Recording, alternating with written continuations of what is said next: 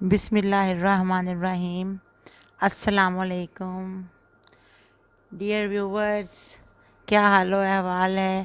مانگ اللہ سے چینل سے میں آپ کی خدمت میں حاضر ہوں اور آپ کے لیے آج ایک بہت ہی پیارا وظیفہ لے کر آئی ہوں، جو کہ ہماری اللہ تعالیٰ سے دعا بھی ہے اور ایک طرح سے وہ وظیفہ بھی ہے۔ یعنی کہ ہم یہ دعا پڑھیں گے جب اس میں بہت کچھ شامل ہے۔ میں اپنے پیارے رب کے صدقے جاؤں جس نے اپنی ایک ایسی آیت اتاری ہے جو کہ ایک دعا بھی ہے اور ایک آیت بھی ہے۔ اس کو پڑھنے کا بھی ثواب بے حد و حساب ہوگا، اور اس کو ہم جو دعا کریں گے اللہ تعالیٰ وہ دعا اگر قبول فرما لیں تو دنیا اور آخرت ہماری سنور جائے گی۔ تو مائی ڈیئر، یہ جو سورہ شورہ ہے اس کی آیت نمبر 83 ہے تا 85۔ بسم اللہ الرحمن الرحیم۔ رب ہب لی حکما والحقنی بالصالحین واجعل لی لسان صدق فی الآخرین واجعلنی من ورثۃ جنت النعیم۔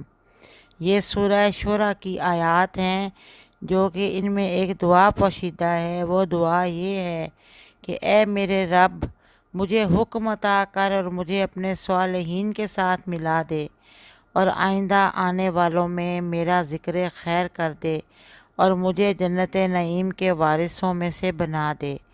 یہ دعا در حقیقت حضرت ابراہیم علیہ السلام کی دعا ہے، جو انہوں نے اللہ تعالیٰ کی بارگاہ میں کی تو اللہ تعالیٰ نے انہیں اپنے خلیل ہونے کا مقام عطا فرمایا۔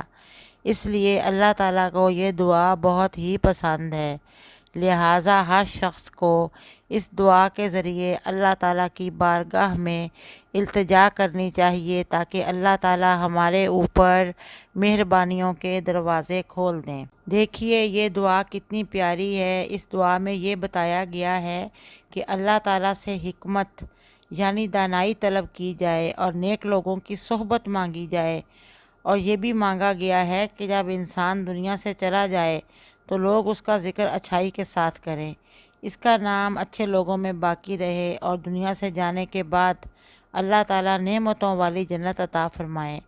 لہٰذا جو شخص اس دعا کو کثرت سے پڑھنا اپنا معمول بنا لے گا، اللہ تعالیٰ اس کی آخرت کو سنوار دیں گے۔ اور جس شخص کو یہ خواہش ہو کہ اس میں حکمت اور دانائی پیدا ہو جائے تو وہ فجر کی نماز کے بعد اول و آخر درود پاک پڑھ کے اس دعا کو 33 بار پڑھ لیں۔ اور ویسے ہمیں چاہیے کہ ہم ہر روز کوشش کریں کہ کسی بھی نماز کے بعد ایک تسبیح کی پڑھ لیں اور اس کے معانی پہ غور کریں، اور اللہ تعالیٰ سے دعا کریں کہ اے اللہ تعالیٰ ہمیں دنیا میں بھی اپنے نیک کاموں میں برکت عطا فرمائیں اور نیک کام کرنے کی توفیق دیں، اور جب اگلا جہان آئے گا یا ہمارے مرنے کے بعد بھی اللہ تعالیٰ ہمیں صالحین کے ساتھ ملانا، اور ہمارے بعد ہمارا نام لوگ اچھے الفاظ میں کریں اور جنت نعیم کا وارث بنائیے گا ہمیں۔ آمین ثم آمین۔ اے اللہ تعالیٰ تو ہم سب مسلمانوں کی بخشش فرما، جو چلے گئے ہیں دنیا سے ان کی بھی بخشش فرما، اور جو جانے کے لیے جانا ہے جن لوگوں نے ان سب کو بھی بخش لے میرے مولا کریم۔ یہ اللہ تعالیٰ سے حصول سعادت حاصل کرنے کی دعا ہے، یعنی کہ یہ ایسی دعا ہے کہ اس کو ہمیں چاہیے کہ 21 کی ضرور پڑھ لیں، نہیں تو 70 بار تو اس کو ضرور پڑھ لیں۔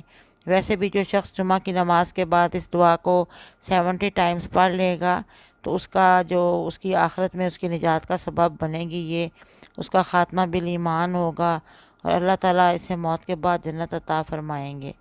تو دعا مانگنے سے پہلے ہمیں اس دعا کو لازماً ایک بار پڑھ لینا چاہیے تاکہ ہمیں نیک اعمال کی توفیق ملے، اور اس کے دعا کے پڑھنے سے لوگ بھی آپ کی عزت کریں گے، اور یہ دعا حصول بھلائی کے لیے، حصول امن کے لیے، سکون کے لیے، چین کے لیے بہت ہی اکثیر ہے۔